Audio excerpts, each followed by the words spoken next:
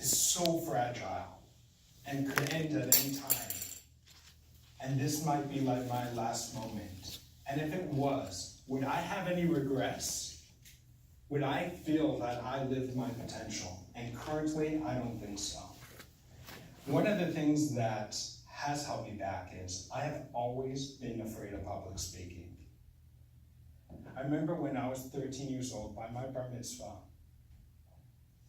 It's a custom when a Jewish boy turns bar mitzvah, is he gets called up for the Torah to read a portion of the Bible. And I remember I practiced a lot and worked really hard to get to that point. And I had so many friends and family that came out of town to just come for my bar mitzvah. And I remember about to get up and go get called up to the Torah and to read from the Torah scroll. And I had my dad, my father, is just standing right there. And I remember my hands are shaking away. I couldn't speak. But I got there, I did okay, I got through it. I was thinking to myself, it doesn't have to be this hard. I could probably get over this and I could probably do really good. So I figured, the more you practice and the more you do it, the better you get. But there's this one time, and so I figured every few months, I'll go up, I'll practice, and in synagogue, I'll read from the Torah scroll. But there's this one time when I was 14 years old, I remember I practiced so hard to do it. And I remember getting up there, again, still so nervous. I never got over that nervousness. And I forgot everything I prepared. It was so scary. And I decided right then and there, I will never, ever do this again. Why should I be so scared? Why should I look like a fool in front of everyone doing this? So I decided I'm never doing this again. And up until this point, I have never got up in public to speak. So why am I doing this today? And one of the things is I have 3 kids, and one of the things I want to really teach them is that they can do anything in life. But if I just preach it to them and just tell them, you could do this, you could do that, it's not really going to show them. The only way that I could really teach my kids that they could accomplish anything and get over their biggest fears is if I get over my biggest fear of public speaking. So I decided I need to do public speaking. But then I'm thinking, what am I going to talk about? So I'm talking to Rosh here, and he's helping me out. And so he asked me, what are you passionate about? So I tell him this story. And I remember I was in synagogue one day at 11 years old, and there's this person you've never seen someone praying like this ever in your life. There's this person that is about 70 years old, and he's praying and hitting himself back and forth, and he's crying. He's sweating away. And I look at him, I'm like, what's wrong with you? Are you okay? Is something totally wrong? Is life about to end for you? But this goes on every single day in and day out. I see him every single day doing this. And I'm like, so after a couple of days, some friends of mine, we get the courage and we ask him, what's going on? Why do you do this? So he sits us down and he tells us, he's like, let me take you back. Let me bring you back to World War II. I was in a concentration camp. I was in a Nazi death camp. Not only that, I was waiting in line to go into the gas chambers. And I realized my life is about to be over. I'm about to be dead in a couple minutes. And I didn't want that. And he says, I prayed to God. And I'm praying to God, God, I will make one condition with you. If you by some miracle make it that I get out of here alive and I live, I will pray every single day for the rest of my life with the feeling like my life is about to end and this will be my last prayer on earth. And so when I look at him in synagogue, I actually see that emotion on him. And so it makes me think to myself that life could end at any time. And I could be at my deathbed. And if it was, I don't want it to waste. I want to teach all my kids the lessons that I've learned in my life, from my parents, from my teachers, from my friends and people around me. I want to leave them off with the messages I've learned. And so that's what I want to do tonight here, is I want to speak directly to my kids. Let them have this for the rest of their life, these messages that I've learned. And so the first thing, I want to talk directly to my kids. My dear children, the most important thing in life is to be a good human being. Even before being religious, and even to be religious, you need to be a good person. And so I could go on now and preach about it. What does it mean to be a good person? But you're not going to get that message. Instead, what I'm going to do now is I want to share with you, my children, what does it mean? And the way I'm going to share this, I'm going to share a few stories from my family of things that I've learned growing up. So the first story I want to tell you, my kids, is something that I've learned from your grandfather, Zadie, my father. Ever since I was a little child, your Zadie had what's called a gemach. A gemach is an interest-free loan for people in need. And it could be for anything they need. It could be for food on their table. It could be for paying some bills. It could be for whatever they need. And people would come knocking on our door. I remember as a little kid, I'll be in pajamas, and people would knock on our door, and they would either be coming to pick up a check, to pay back a check, and your grandfather was there for people. And what I've learned from you, Zadie, is that to help people that are less fortunate than ourselves. And it could be in anything that you could help someone. We have to do it. Whether it be in time, in your knowledge, and just being there for someone, you have to be there for people in need. And that's what I've learned from your Zadie. And I want to share with you a story from your Uncle Mendy. I started working with your Uncle Mendy in Pittsburgh 12 years ago at PC Doctor.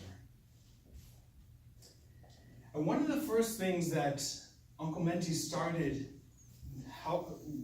teaching me in PC Doctor is about billing, how to bill clients. And one thing he was really particular about when he would be billing clients is he would be reviewing the bills 3, 4, 5 times. I'm like, why are you doing this so many times, reviewing it? And he wanted to be careful when he's billing people, not to bill them over and overcharge someone. And if he was unsure if he overcharged someone, he would just rather underbill it. And the reason he did it is because I remember there's times that, for example, we would be by the Pittsburgh Steelers. And we would sometimes be there 11, 12 o'clock at night, and we've been working. And when we're there so late, Uncle Mendy and I, we could be there for 2, 3 hours. And so we add an extra half hour to that bill. Who's going to really realize? Nobody.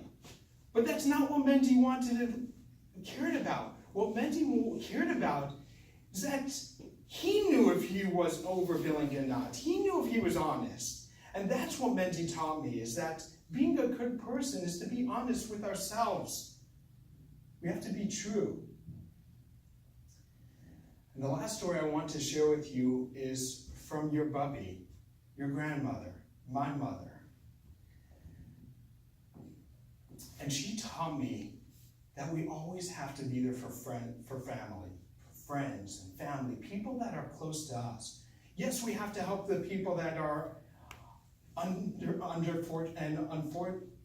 are less fortunate than ourselves. And we have to be honest, but we can't forget about family, which is most important. The people around you. And I remember there's one of the hardest times in my life was when I decided I wanted to go to Chicago for school. I wanted to go away out of town with friends that were going out of town for high school. And my parents were really supportive of it. Your bubby and Zadie, you're like, that's what you want to do? Go and do it. But when I got in Chicago, I was so homesick. I would cry when I got there. I'd be crying for hours every single day. And your Bubby, what she did so amazing is she wouldn't push me off the phone if I needed to be on the phone for a half hour, for an hour and a half. She wouldn't push me off and say, okay, I have something better what to do. She would just be there and listen and try to help me as best as she can. And one thing brilliant she did so amazing is, she said, Shuey, I see you're having a really hard time in Chicago, and you really want to come home. I'm going to buy you a mileage ticket. And what's special about this mileage ticket is, if you want to come home tomorrow, I'll book that flight tomorrow. You want to come home in a week? No problem. I'll push it off a week. So I want you to do, Shuey, is take this day by day. And if you can handle a day, great. If you want to stay another day, I'll just push off your flight another day. If you want to push it off a week, no problem. We'll push it off a week. And that's what she did. I took it day by day. And I remember it was really hard. So 6 months in, I said, okay, I'm done with this. And the next flight home, I was back in Miami. And so that's what she taught me. We have to really be there. And you have to remember, kids, is you have to be there for each other. You have to be there take care of if one of each other is in need. Be there, make them feel safe, just like Bubby did for me. And so I learned all these great lessons from my family and from others around me, what it means to be a good person. But then I started thinking about what's really the purpose in life? We're here on this earth. Okay, so you have to be a good person, but why are we really here? And so I talked to so many people, and they were telling me, I would speak to my friends and family, and they were all trying to give me answers, but I never felt something that actually felt satisfactory to me. Until one day, I think I figured it out for myself. And their answer to this is one word, is happiness. When you think about happiness, how's that the purpose of this world? It sounds so selfish. We're here in this world for ourselves to be happy. That's why you're here. But there's a study that's done on happiness that's explained. There's actually 3 levels of happiness, but I'll only share with you one, because that's the point here. And the highest level of happiness is best described as when you find something that's bigger than oneself. And for some people, it's religion. For some people, it's their job. They found their passion. And for others, it can be anything.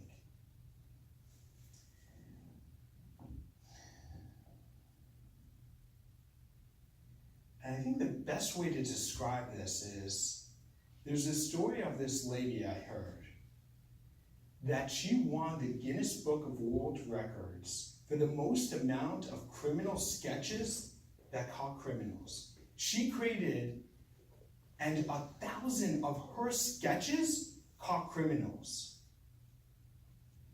And so she explained her story of how she came to be like that. And she said that when she was younger, she was assaulted and almost died. And she explained it was really hard for her. And in order to get past it, she actually drew a sketch of the criminal that did this to her. She gave it to the cops, and they found that criminal. And they brought him to justice. And it helped her get past it and move on. And she thought to herself, imagine, I just created a sketch that took me a little over an hour, and I was able to move on and get past this. Imagine if I could do this for so many others out there, help them get past their hardships. Imagine what the feeling that would create for doing that. And that's what she was able to do. She created so many sketches that caught over 1,000 criminals. And so I want to teach each of you, my kids, that you each have your own uniqueness in life, your own something that's special to you.